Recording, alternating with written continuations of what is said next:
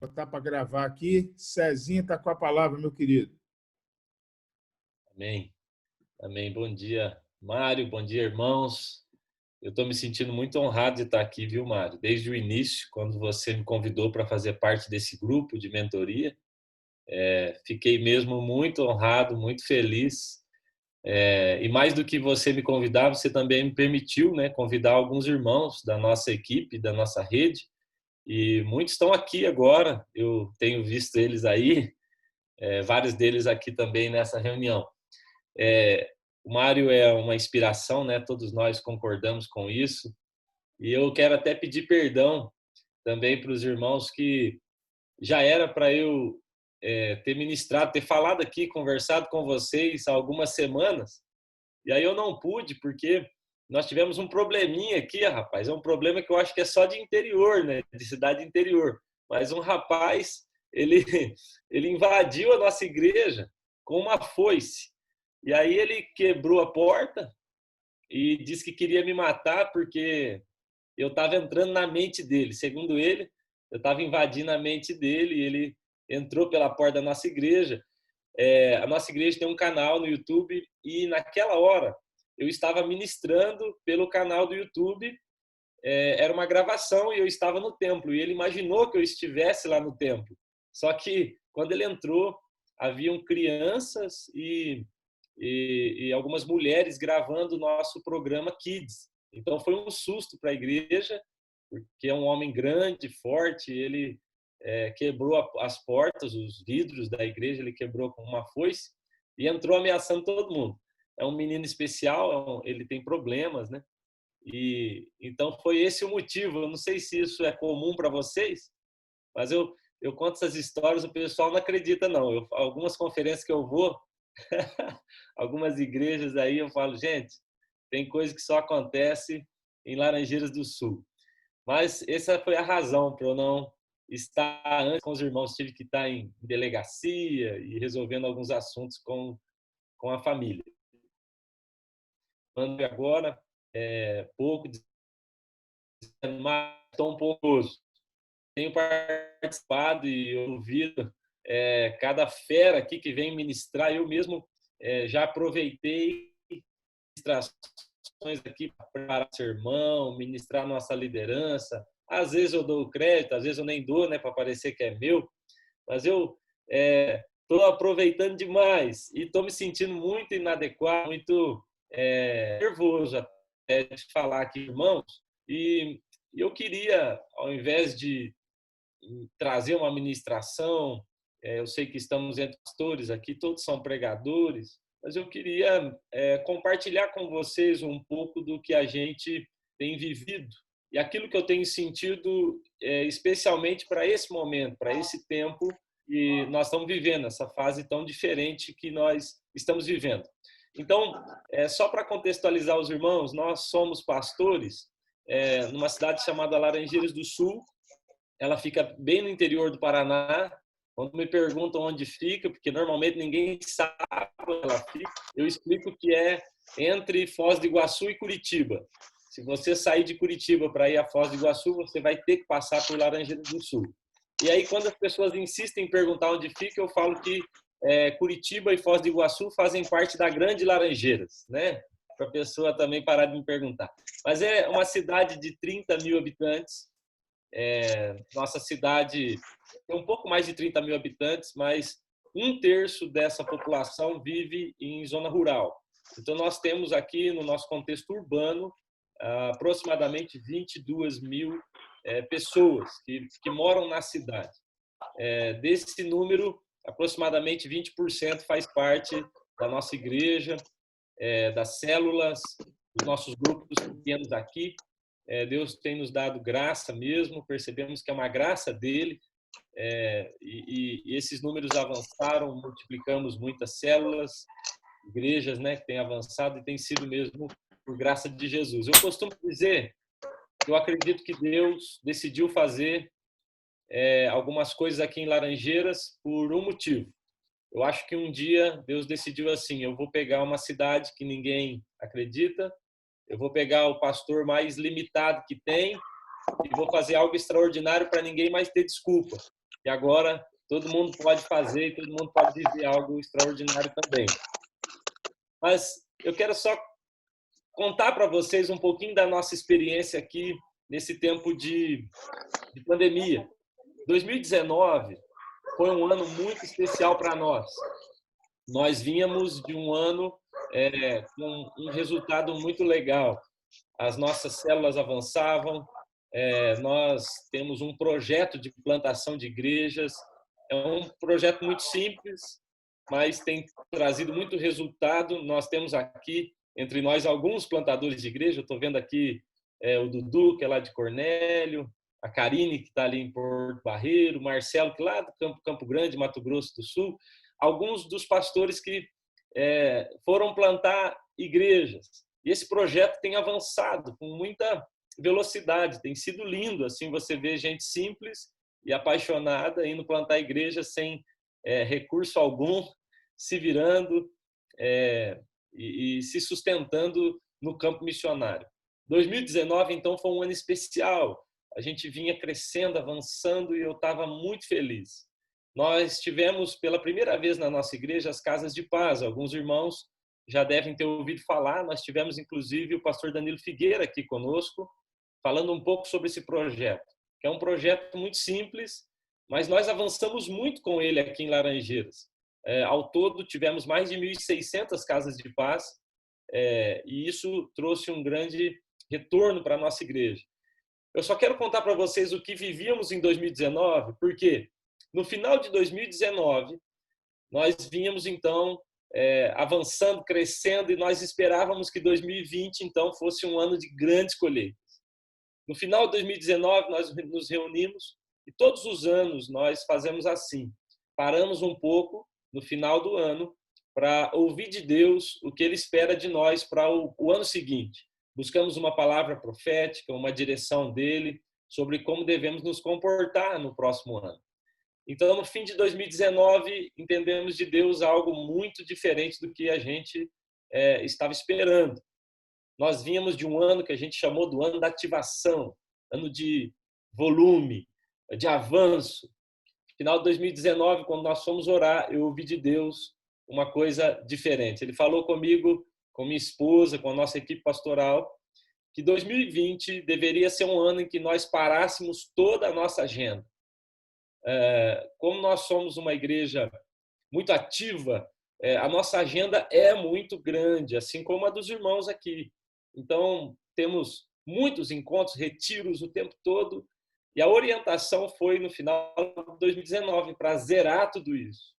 Foi um susto para nós. Nós reunimos alguns pastores da nossa equipe, resistiram muito. Eles falaram: pastor, isso é loucura, não parece ser razoável. Depois de um ano tão legal, a gente paralisar tudo, parece que isso vai vai de encontro àquilo que Deus vem fazendo. E eu realmente não tinha tanta certeza assim no meu coração ainda, e fiquei preocupado ouvindo os irmãos. Mas eu fui orando e entendendo que aquele era mesmo o caminho. Quando nós reunimos a nossa equipe de pastores da rede que nós temos, né, foi pior ainda, porque eles disseram: não, isso não está legal, a direção parece muito estranha. Mas eu segui aquilo que eu entendia que era de Deus e zeramos toda a nossa agenda. Para 2020, nós zeramos. Não tínhamos praticamente nenhuma programação, praticamente nada. Foi tudo zerado. Nós começamos 2020 assim, muito assustado, com um sentimento de vazio. Mas eu tinha a sensação que nós estaríamos parados e todo o resto, todo o povo estaria correndo, fazendo as suas atividades normais. Era a sensação. Eu não podia imaginar que num momento como esse, todos nesse ano 2020 estariam de fato parados.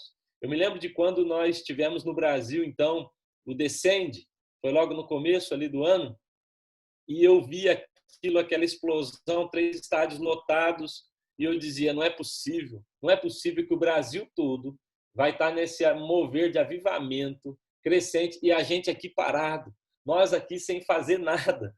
E foi a sensação que eu tive até que a pandemia se estabeleceu e até que essa quarentena veio. Eu até peço perdão aos irmãos, que eu acho que eu tenho um pouco de culpa nessa quarentena e nesse isolamento de todo mundo, porque eu fiquei muito aliviado quando todo mundo parou. Eu falei, bom, agora não sou só eu, né?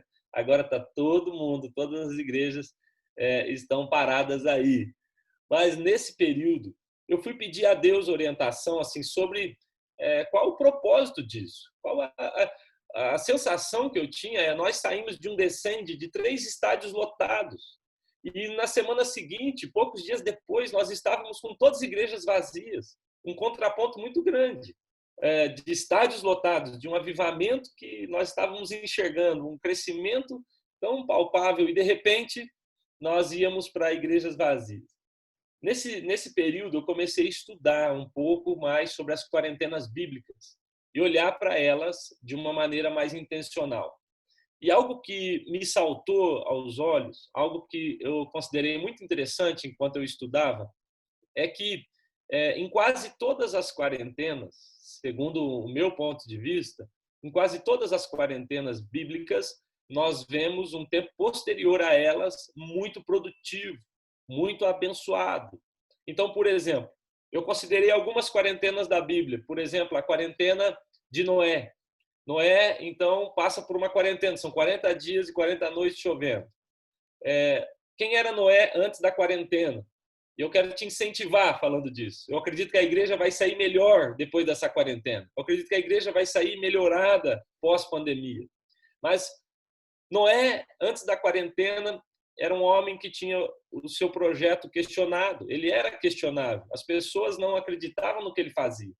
Mas, depois da quarentena, o projeto de Noé passou a fazer todo sentido. E, durante ela, todo mundo percebeu que o projeto de Noé era muito relevante. Antes disso, era questionável. Mas, depois disso, as pessoas olhavam para ele, para a sua arca, para a sua igreja e diziam, faz sentido. O que você falou faz sentido. Nós deveríamos ter acreditado em você. Então, eu tenho a sensação que Noé é uma pessoa antes da quarentena, para o mundo, para as pessoas, e é uma pessoa depois da quarentena. Noé sai melhorado da sua quarentena. O projeto de Deus para a vida de Noé, ele se torna um projeto muito mais relevante na quarentena e depois dela do que antes. Por exemplo, a quarentena de Moisés também. Moisés é um homem, é um pastor de uma grande igreja já, de um grande grupo, mas a Bíblia fala que ele passa 40 dias no monte e quando ele desce, ele vem com as tábuas da lei na sua mão. Então, quando Noé sobe, no início da sua quarentena, ele é um pastor de um grupo. Mas quando ele volta, ele tem palavras para as nações. Não é algo mais para um grupo. É algo agora para a humanidade como um todo. Ou seja, a quarentena trouxe a Moisés um maior conhecimento de Deus e também uma maior relevância no volume até da sua própria voz. Os 10 mandamentos, as tábuas da lei, elas surgem durante a quarentena. Também temos a quarentena de Davi, 40 dias que Golias afrontou o povo de Israel, 40 dias que ele chamou o povo de Israel para uma briga, uma afronta. Mas ao final dos 40 dias, surge Davi. A Bíblia fala que naquele dia, no final da quarentena, surge Davi com um decreto contra aquele inimigo. Ou seja, Davi também é um antes da quarentena e é um outro depois da quarentena. Davi é alguém que ninguém nem se lembrava antes da quarentena, mas pós-quarentena ele é aquele que derrotou o inimigo de Israel. Há uma palavra de Deus, há um decreto, há uma ousadia no coração daquele menino depois da quarentena. A quarentena de Jesus, 40 dias no deserto, ele entra pelo Espírito e sai pelo poder do Espírito. A quarentena dos discípulos, Atos 1, 40 dias com Jesus ressurreto. Eu daria tudo para estar nessa escola de teologia, nessa escola de formação de Jesus, 40 dias dele ressurreto na terra ainda, ministrando o coração dos seus discípulos. Os discípulos pós-quarentena ouvem dele, agora corram, vão para a cidade, permaneçam lá, até que do alto sejam revestidos de poder. Eu percebo, e essa é a minha visão, eu sempre tive uma visão muito otimista, muito positiva em relação à igreja e continuo tendo. Eu acredito que essa quarentena veio para nos melhorar. Eu acredito que sairemos melhores. Eu acredito que a quarentena veio para nos mostrar que a igreja é muito mais sobre Jesus do que sobre nós. É muito mais sobre relacionamentos do que sobre prédios. Eu acho que pós-quarentena nós sairemos melhores, melhorados em nome de Jesus. Essa é a minha visão. Agora, eu também acredito que esse período na nossa vida foi iniciado um grande processo de Deus. Eu não acho que apenas a quarentena vai nos melhorar, mas se nós nos submetemos aos processos que Deus iniciou em nossas vidas nesse tempo. Isso para mim também é muito sério.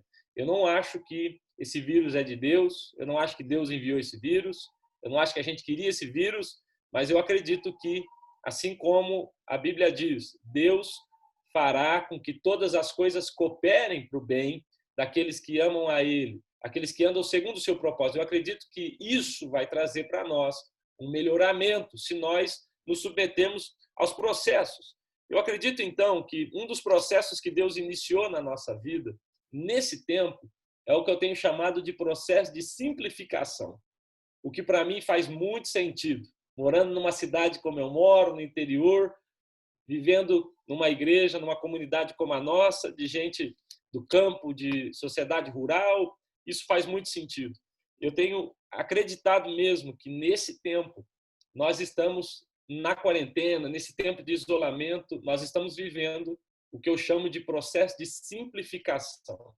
Há uma afinação, há um alinhamento com o coração de Deus que Ele está gerando sobre a igreja. Eu estou falando de mim, eu estou falando da nossa igreja aqui em Laranjeiras. Eu percebo que existiam coisas que nós estávamos passando por cima, alguns assuntos que nós deveríamos parar e resolver, mas nós tínhamos tantas atividades, nós tínhamos tanta gente para tratar, nós tínhamos tantas células para cuidar, tantas igrejas para plantar, e isso não estava sendo levado a sério. Então, para mim, esse processo de simplificação, de afinação, de ajuste fino, de alinhamento com o coração de Deus, para mim, ele é um segredo para aqueles que irão, pós-pandemia, pós-quarentena, sair melhores. Eu me lembro de Josué capítulo 5, por exemplo, quando o povo está tão empolgado, tão entusiasmado, porque eles já estão tão próximos à terra prometida, aquele lugar que Deus havia falado com eles.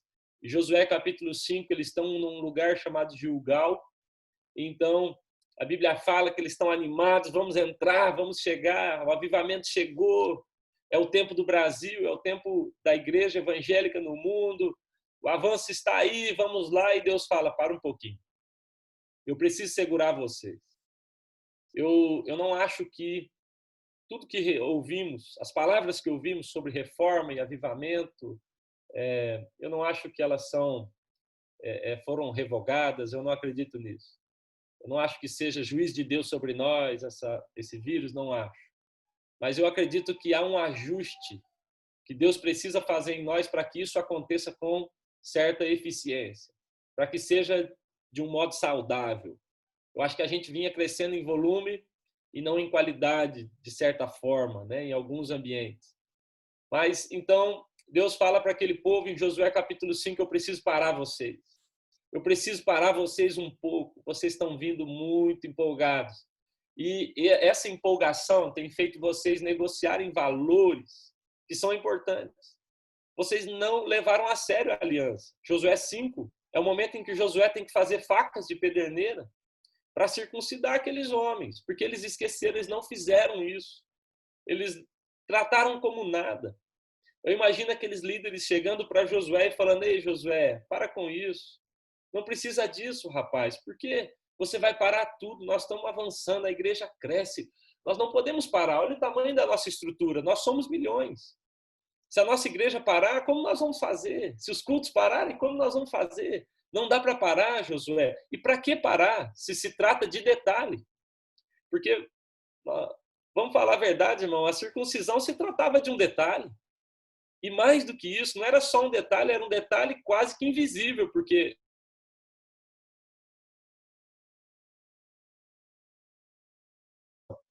não há isso.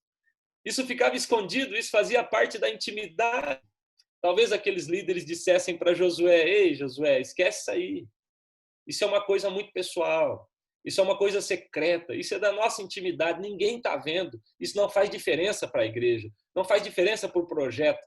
Mas Deus havia dito, Josué, ninguém vai passar daqui se não houver circuncisão. Eu preciso tratar o coração deles. É parte, a aliança é feita por detalhes. E eu sinto, irmãos, que nós vimos assim com muita pressa, muita pressa. Nós, quando eu digo nós aqui, Laranjeiras, a nossa igreja aqui, muita pressa de crescer, muita pressa de multiplicar, muita pressa de avançar. E a nossa pressa tem nos feito mal. A nossa pressa tem nos feito muito mal. Os discípulos de Josué, eu acredito que eles estão dizendo, não faz isso não. Porque para isso acontecer, Josué, vai doer, vai sangrar. Ah, Josué, para isso acontecer, nós vamos ter que arrancar nossa roupa, nós vamos ter que nos expor. Aquilo que só a nossa família sabe, agora todo mundo vai saber. Faz isso não, Josué. E Josué fala, é o caminho, irmão. E é na pedrada, desculpa, mas vai ser na pedrada. Ah, irmão, aquele dia não foi legal. Aquele tempo não foi legal.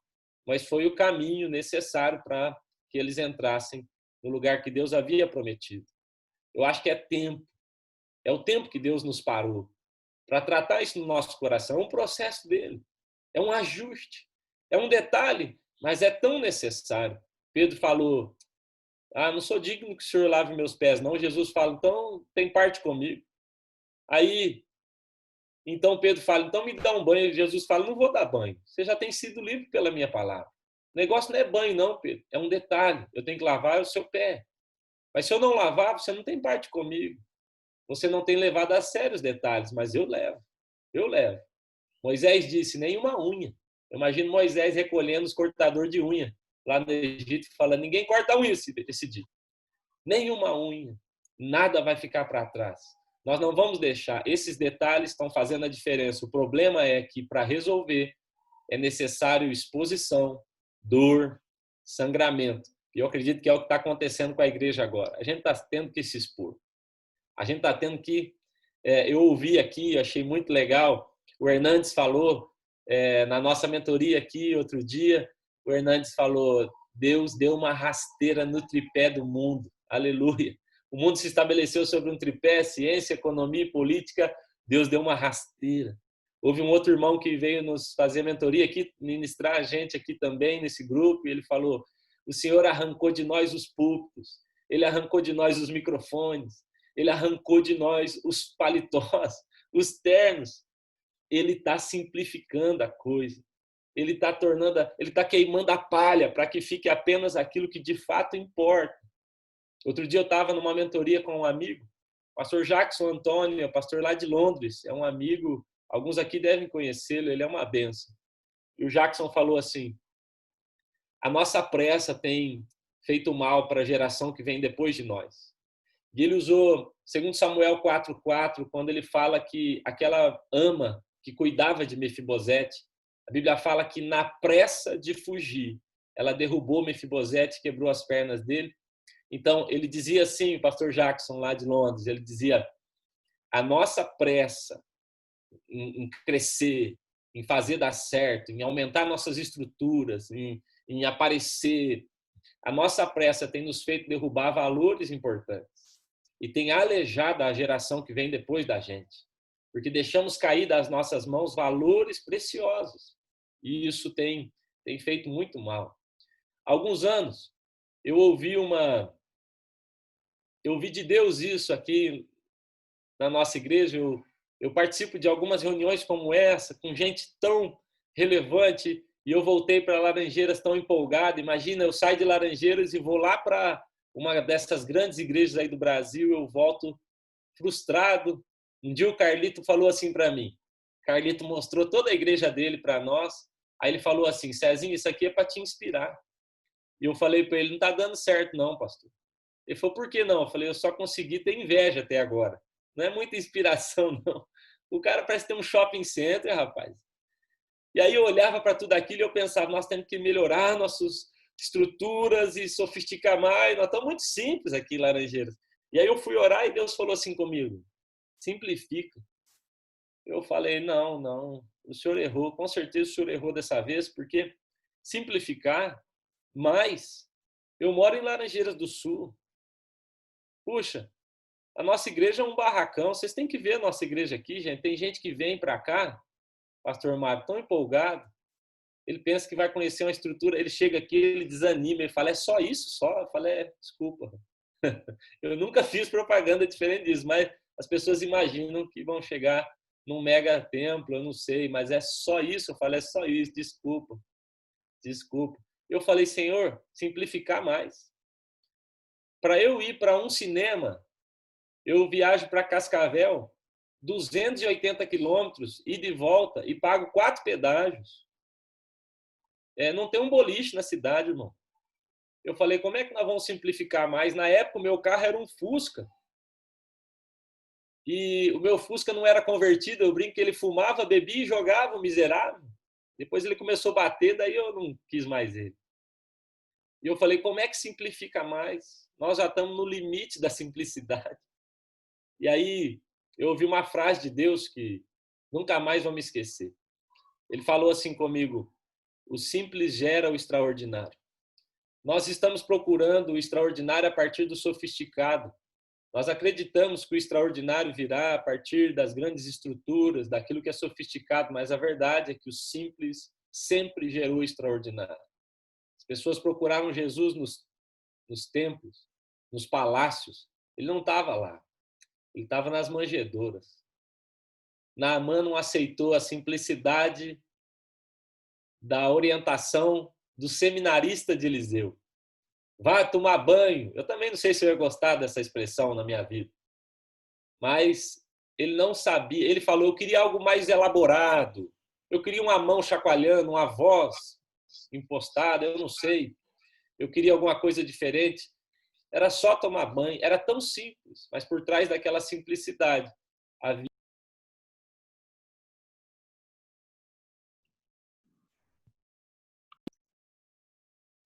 Estão me ouvindo agora? Mas por trás daquela simplicidade havia algo muito extraordinário. Eu quero, irmãos, contar para vocês um testemunho. A nossa igreja foi avançando e foi crescendo, e nesse tempo eu pensava em construir um templo legal. Eu estava com uma ideia, eu já tinha um projeto, e na época tínhamos recursos para isso. Começamos a crescer e também as nossas entradas aumentaram muito. E na nossa cidade as coisas não são tão caras, terreno não é tão caro. E eu falei, nós vamos construir uma mega estrutura para milhares de pessoas, e as pessoas virão. E nesse tempo foi o tempo que ele me falou, simplifica.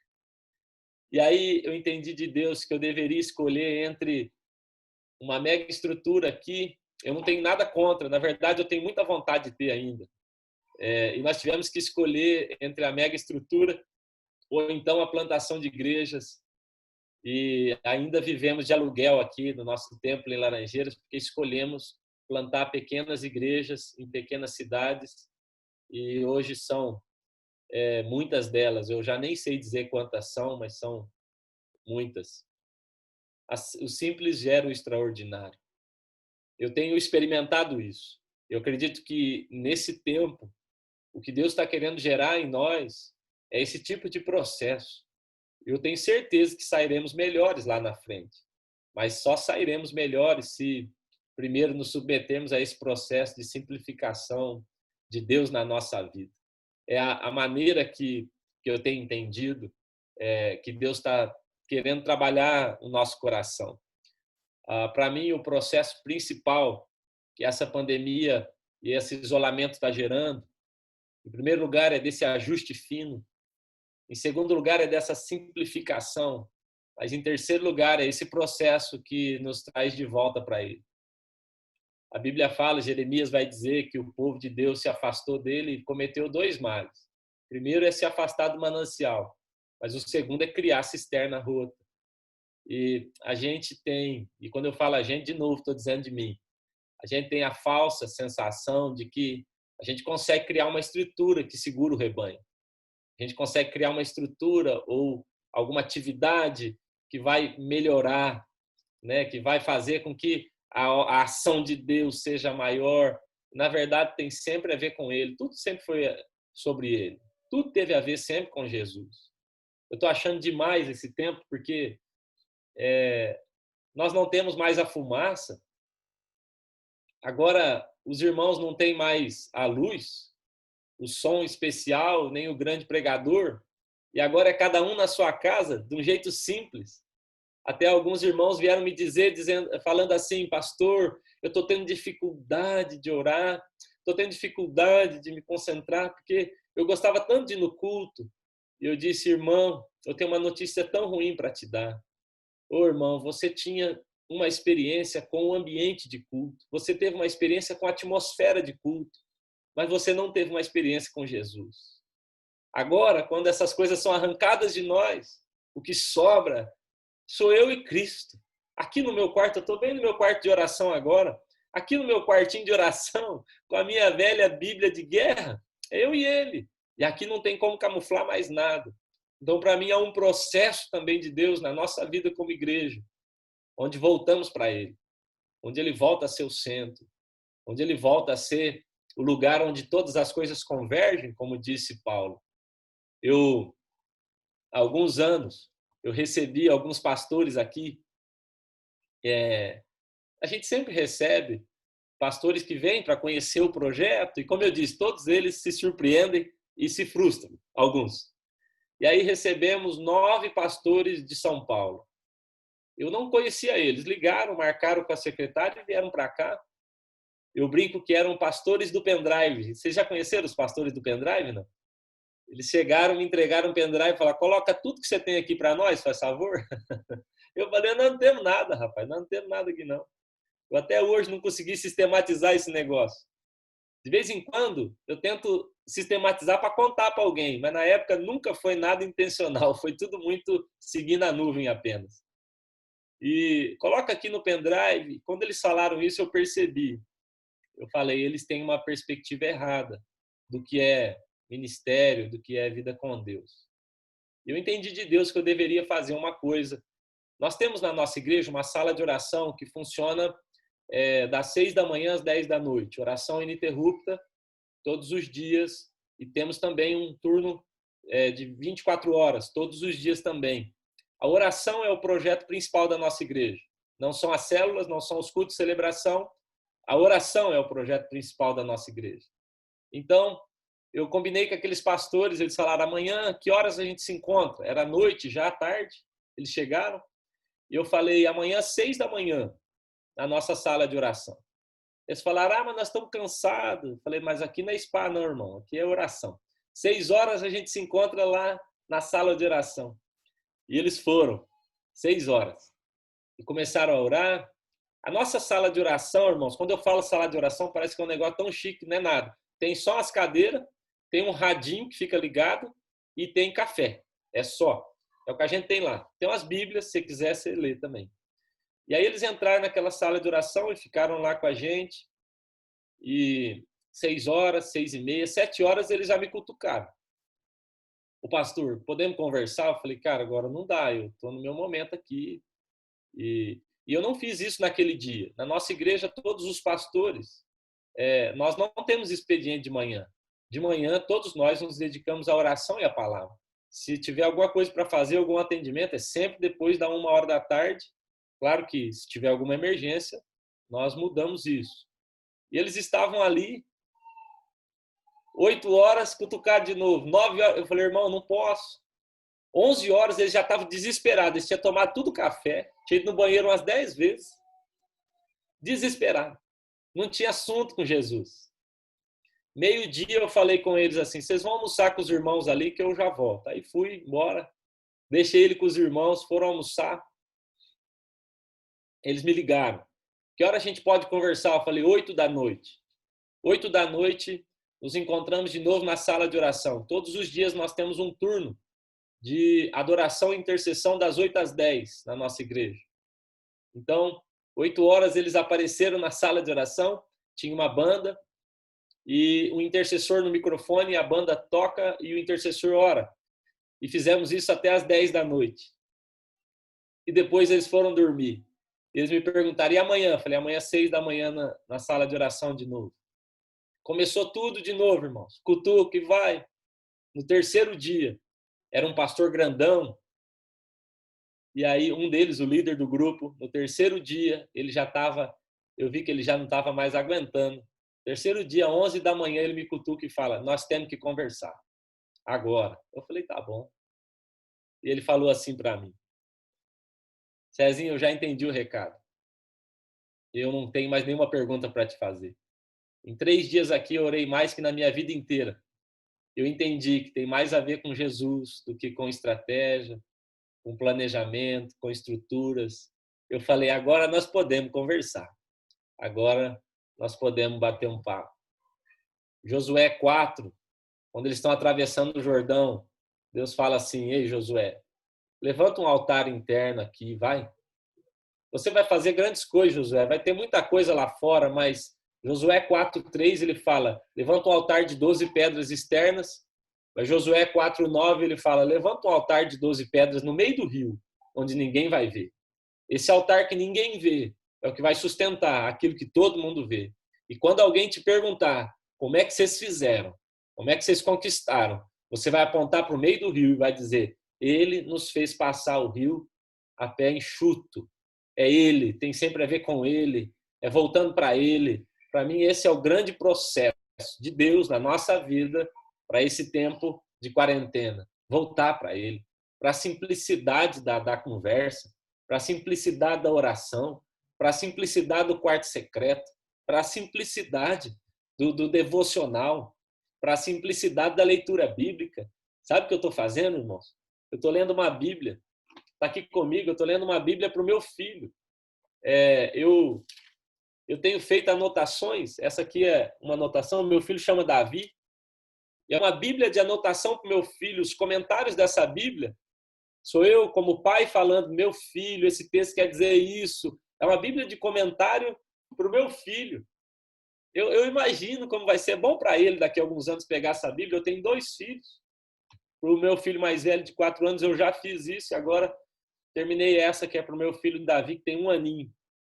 Voltar para essa simplicidade, onde a gente entende o que de fato importa. A gente acreditou que precisava de tanta coisa. Estou falando de mim mais uma vez, aqui em Laranjeira, a gente pensou que precisava de tanta coisa. Tem tudo a ver com Jesus. É mais sobre ele do que sobre nós. É muito mais sobre quem Cristo é. Pandemia nenhuma pode parar a igreja de Cristo. Crise econômica nenhuma pode parar a igreja. Nunca foi por fatores externos que a igreja parou. Tem a ver com nada externo. Tem a ver com quem nós somos, com o tipo de liderança que exercemos. Isso sim muda a visão e a estrutura de uma igreja. É a maneira que eu acredito. Então, em resumo da minha palavra, eu comecei esse ano sem saber muito o que aconteceria. Mas agora eu tenho entendido. Deus está levando a igreja para esse processo de ajuste, simplificação e de volta para ele. Amém? Ô, Mário, é isso aí, cara. Glória a Deus. Rapaz, tá todo mundo aqui agora querendo ir orar no galpão velho aí que você falou.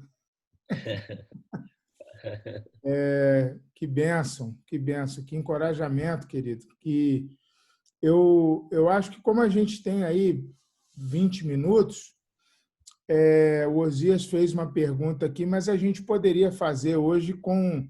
Está em casa, né? O Cezinha já é de casa aqui. Poderia fazer verbalmente aí. Aí, se o Osias quiser fazer a primeira, ele já escreveu, mas poderia dar o pontapé. E se alguém tiver alguma outra pergunta, a gente vai monitorando aqui, mas faz no áudio aí, pode ligar o microfone para fazer. Beleza. Cezinha, você estava falando da relação da quantidade com a qualidade. Então, eu lanço uma pergunta aí para o grupo. Como é que no meio do crescimento, né, que a gente tanto quer, essa relação de quantidade com qualidade, né? Quantidade é muitos filhos, qualidade semelhantes a Jesus, né? Como é que pode ser mais bem conciliada essa relação quantidade com qualidade no meio desse nosso planejamento aí de crescimento e no meio do avivamento, de receber tudo isso? dentro dessa questão aí de ensinar o povo a orar, a depender de Jesus, a voltar à simplicidade. O que você pode dizer para a gente, essa relação aí? Deus já te mostrou alguma coisa sobre isso? Osias, nossa, a pergunta é muito boa e é uma pergunta que eu me faço sempre. Na nossa igreja, a gente tem sempre conversado sobre isso. Como é que a gente pode fazer para que a gente não cresça apenas em número, né, mas que isso se torne algo influente e relevante na cidade onde estamos. Então, vou tentar responder sua pergunta com aquilo que a gente tem feito aqui. Em primeiro lugar, para nós, tem muito a ver com a liderança base da igreja. Então, de ter uma liderança modelo. Talvez eu seja uma das pessoas que passe mais tempo na sala de oração da nossa igreja. Então, começa sempre por mim e pelos pastores da nossa igreja, que estão também nesse lugar, sempre se dedicando à oração. Claro que nós temos formação, eu mesmo estou me dedicando, voltei a estudar, acredito nisso, mas por um tempo eu acreditei mesmo que a qualidade dos nossos discípulos, dos líderes, estaria em dar a eles uma boa formação. Nós temos formação, tratamos isso com seriedade, mas eu entendi que esse não era o ponto principal. Eu acho que o organismo ele tem uma importância maior do que a organização. Nós preparamos, então, para que o organismo fluísse com a maior facilidade possível. Então, levando a sério muito esse estilo de vida de oração da liderança base. Então, nossos pastores, os líderes ali primeiros do nosso primeiro escalão, de levar muito a sério essa vida de oração. Eu acredito que tem a ver com ser modelo, com estar à frente e estar chamando eles para isso. Uma outra coisa que a gente percebeu, Osias, é que a relevância, a grandeza de uma igreja não está nos seus números. A grandeza de uma igreja está na relevância dos seus projetos. Nós percebemos que nós tínhamos muitos projetos que eram importantes para a igreja e só para a igreja. Não tinha importância para a cidade. Não tinha relevância na cidade. Então, eu me lembro de um fato em especial que eu procurei a prefeita na época e conversei com ela. Eu tive uma direção de Deus para fazer isso. Chamei ela para uma conversa e eu disse a ela, ela me perguntou, pastor, o que eu posso fazer por vocês, pela igreja? Eu falei, nada. Eu vim aqui exatamente, prefeita, para mudar esse tipo de pergunta. A partir de hoje, nunca mais a senhora precisa me perguntar o que eu preciso. A partir de agora, eu que pergunto para a senhora o que é que a cidade precisa. E nós decidimos, como igreja, abraçar a cidade. Não seríamos mais pastores de um grupo, mas pastores de uma cidade. Entender onde fica a casa da viúva, saber onde ela mora. Eu não acho que há profeta que não saiba onde é a casa da viúva. Elias, antes de fazer o fogo vir do céu, passou pela casa dela. Eliseu também passou. Então, nós passamos a investir mais como igreja em projetos assim, sociais, atendendo o pobre, atendendo criança, carente e especialmente até com essa relação com a própria prefeitura. Eles mesmos nos ligavam dizendo, olha, é uma situação assim, a gente não sabe o que fazer. Às vezes não era bem não sabemos o que fazer, mas os caminhos que eles tinham eram caminhos complicados. Então a igreja conseguia antecipar e até houve um tempo que o pastor Elias Dantas, a maioria que conhece, né, o doutor Elias Dantas, ele esteve aqui na nossa igreja e ele falou, Cezinha, eu soube de um lugar que as pessoas fizeram essa pesquisa, entrevistando pessoas da sociedade e perguntando se a igreja deixasse de existir, que diferença ela faria para a cidade. E quando ele me falou aquilo, isso me preocupou muito, porque ele disse que em alguns lugares as pessoas falaram, que igreja? Elas nem sabiam que a igreja existia. Porque a igreja ela era relevante só para ela. Era só importante para ela, para os projetos internos. Vamos cuidar dos nossos jovens, dos nossos adolescentes, das nossas crianças, dos nossos casais, mas fora estava explodindo, né? É uma igreja que combinou com Satanás. A gente fica aqui dentro e você não entra. E a gente não mexe com você lá fora. E eu fiquei muito preocupado com isso. Então, começamos a fazer projetos que a gente nunca fez. Por exemplo, fomos às praças, reformar a praça, organizar, reformar escolas. Entrávamos com 200 pessoas, 300 pessoas numa escola, numa praça, e reformávamos tudo por nossa conta, com investimento, com recurso nosso, cuidando das crianças. A prefeitura vinha, vocês não precisam de bola, nós não precisamos. A igreja vai pagar. A igreja vai pagar por isso. Nós vamos pagar. E nós fizemos isso na nossa cidade. Depois de um tempo, foi feita essa pergunta em uma entrevista aqui. Se a igreja deixasse de existir, que diferença ela faria? Eu tenho esse vídeo e foi muito legal ver o prefeito, o delegado, o policial federal, a professora, a diretora, eles dizendo assim: a nossa cidade não tem condição de sobreviver sem a igreja mais.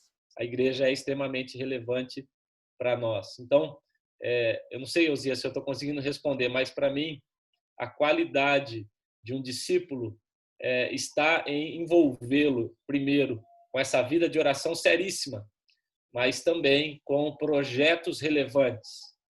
Às vezes a gente está cheio do Espírito só para falar em línguas, glória a Deus, mas eu acho que você precisa estar cheio do Espírito também para abraçar alguém. Eu estava passando, Osias, um dia num bairro pobre aqui, e a igreja tinha uma caminhonetinha, eu estava com um pastor mostrando para ele, falando assim: eu conheço toda a cidade, o povo aqui me conhece.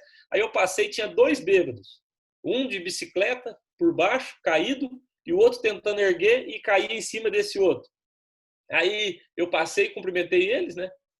E aí eles falaram assim, o bêbado de cima gritou: ô pastor, você não vai ajudar ele não? Ele é da sua igreja. E aí eu parei, falei, deve ser, né? E eu parei, coloquei os 2 na caminhonete, levei eles até em casa, atendi a família. Eles não são da nossa igreja, mas eles consideram que são, porque a igreja está em todos os lugares, a igreja está servindo todo mundo.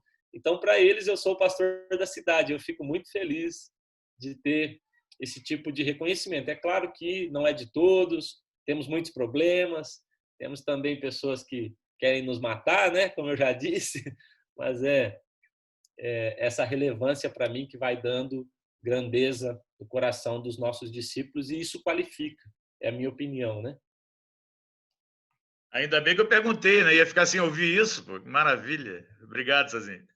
Valeu, Zito. Glória a Deus. Estava pensando aqui que tem outros lugares que o bêbado é da igreja mesmo, né? É membro. Se mais tiver pergunta, queridos, tem mais. Mário. Vai lá, Artuzão. Na verdade, não é nem uma pergunta. Eu queria mais manifestar minha gratidão ao Cezinha. Eu nunca tive oportunidade de fazer isso, mas há 6 anos atrás, em 2014, eu estava no último ano de seminário e o Cezinha foi dar uma palavra, um testemunho no CPL, lá da 8ª. E eu estava muito ansioso pela questão de iniciar o ministério, de voltar para o interior, eu não estava bem com aquilo. E o Cezinha disse uma frase que virou a chave na minha cabeça, no meu coração. Ele falou: é possível ser feliz no interior. Quando ele falou isso, parece que um mundo se abriu para mim. Então, Cezinha, obrigado por aquilo.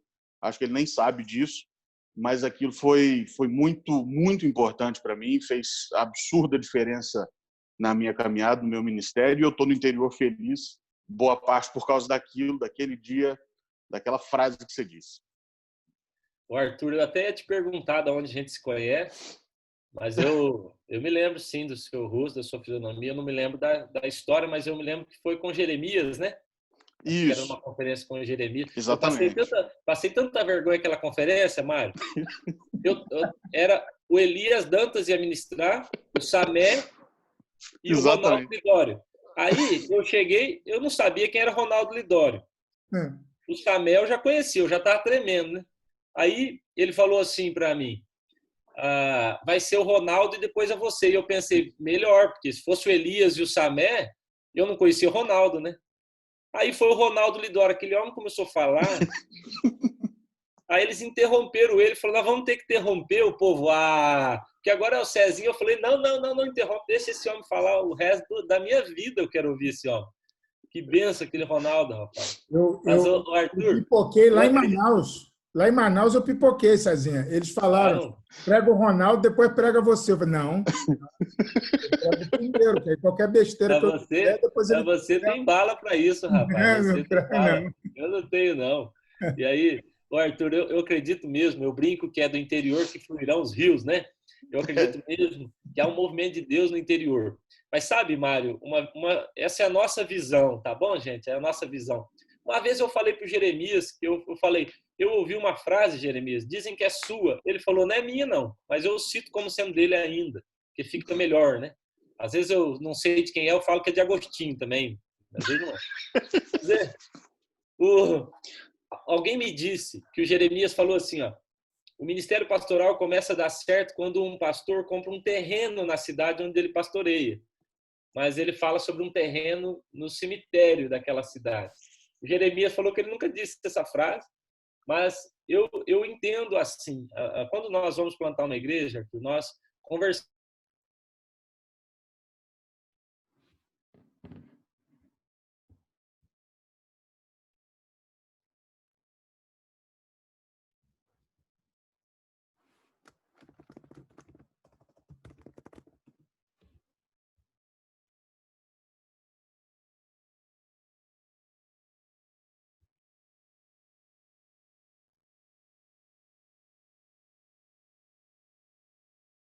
lá e vai morrer nessa cidade. Vocês estão me ouvindo? O Mário disse que travou. Estou ouvindo. Então, esse compromisso com o interior, de ter esse coração com essas pessoas, porque a verdade é que, se você observar, as cidades que mais passam pastores são as do interior. Uhum. Todo ano, cada 2 anos, alguém está pedindo para ir embora. E aí, esse compromisso... Nós temos uma cidade aqui, ela chama Rio Bonito do Iguaçu. Fica a 18 quilômetros de Laranjeiras. O povo até vinha congregar aqui, mas nós plantamos uma igreja lá. Essa cidade tem 3.000 habitantes e ela tem 98 células. Os pastores, um casal assim maravilhoso, eles foram para lá e decidiram, nós vamos morrer aqui nesse lugar. E como a igreja abraça melhor um projeto quando vale a vida do líder. Porque se vale a vida do líder, vale a minha vida, eu vou me envolver também. Então, eu acho que é muito sério isso, Arthur. Quando a gente está no interior, o povo aqui de Laranjeiras sabe. Eu vou viajar, mas eu vou voltar. Essa é a minha casa, esse é o meu lugar. Isso traz uma segurança, uma estabilidade para o coração deles que a gente vai estar sempre juntos. Claro, eu estou falando de uma experiência pessoal. Isso não é doutrina, né? Isso não é regra, mas a nossa experiência aqui é essa e tem sido legal. Boa.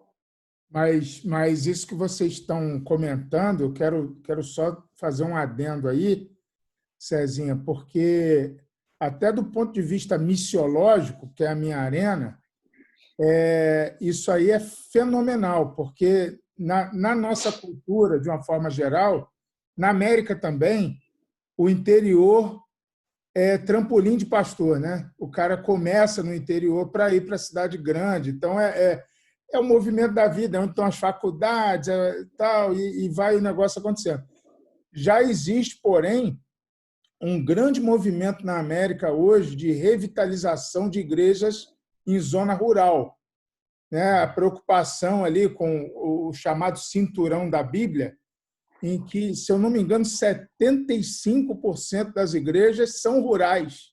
O grande poderio americano no que tange à igreja, a gente fica olhando aqui as mega igrejas americanas, mas a força está nos interiores. Então, nos seminários americanos se começa a difundir. Tem muitos irmãos aqui que moram na América e podem me corrigir se eu estiver errado, mas eu morei na Carolina do Norte há alguns anos, agora a gente serve uma missão que é de Oklahoma. Então, é o cinturão da Bíblia. Oklahoma é chamada a fivela do cinturão da Bíblia. Não tem jeito de ser um estado mais crente, né? Só que a gente vê isso aí. Os grandes movimentos não estão nas grandes cidades de uma forma geral, né? Mas nos interiores. É bonito notar isso aí. E nas periferias, é claro. Então, eu fico feliz com essa visão vocacional, né? Não é uma visão de ponte, né? Mas uma visão vocacional aí de que Deus pode chamar pessoas, de fato, para dar a vida por contextos assim, né? E isso aí é maravilhoso, né? Eu também trabalho com a igreja perseguida, que é o meu foco, como os irmãos sabem, E é nas pequenas vilas que sofrem perseguição religiosa no Iraque, é lá que o fogo está caindo mesmo, é lá que Deus está se manifestando com glória, né? Nos grandes centros urbanos, a perseguição, honestamente, é menor, porque você acaba se disfarçando no meio daquele tanto de gente ali, né? Então, a grande perseguição do Iraque não está em Bagdá, nem em Erbil, está nas vilas, né? Então, como fruto da perseguição, a igreja ora muito, a igreja busca muito a Deus e grandes avivamentos têm sido notados. Então, isso aí é fenomenal, essa visão, muito lindo, muito legal. Glória a Deus. Irmãos, 10 horas batendo, sem palavras. Eu estava pensando aqui de novo, toda terça eu penso isso, mas nunca falo, como nós temos sido abençoados aqui, né? Um grupo que começou sem nenhuma intenção e continua, né, secundária, assim, mas só com o objetivo de atravessarmos juntos a pandemia. E cada terça-feira Deus traz um desafio diferente, um mais tocante que o outro, uma coisa maravilhosa, na medida. Então, eu me sinto privilegiado de fazer parte disso aqui, né? E recebo sempre o feedback aí dos irmãos. Então, vamos continuando, que Deus seja glorificado. Cezinha, vamos orar pela sua vida agora. Inclusive, o Arthur está aí e vou pedir a ele para aproveitar de interior para interior, de Manhumirim, Minas Gerais, para Laranjeiras do Sul, Paraná. Vamos orar pelo irmão e que Deus esteja com cada um de nós. Aí, depois da oração, vídeo, áudio liberado e a gente se saúda aí para terminar. Manda bala, Arthur.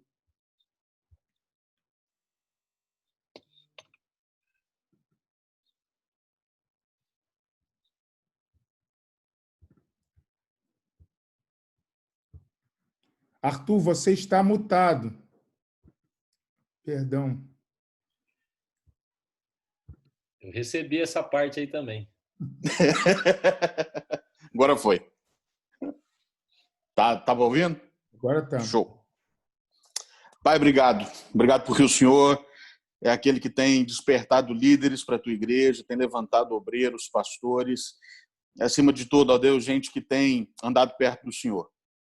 Obrigado, Pai, pela vida do Cezinha. Obrigado pelo ministério que o Senhor confiou a ele, que o Senhor, da maneira como o Senhor tem usado a vida dele.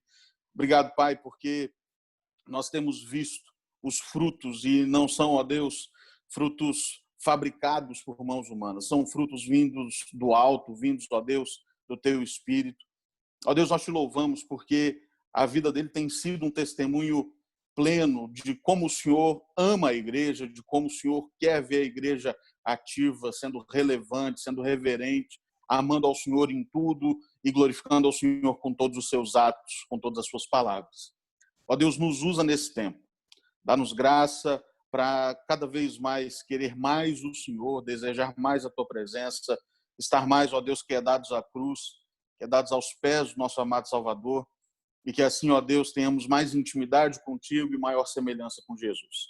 Ó Deus, nos abençoa esse grupo, abençoa a vida do Mário, Deus, que idealizou esse projeto e que tem sido uma grande bênção para as nossas vidas.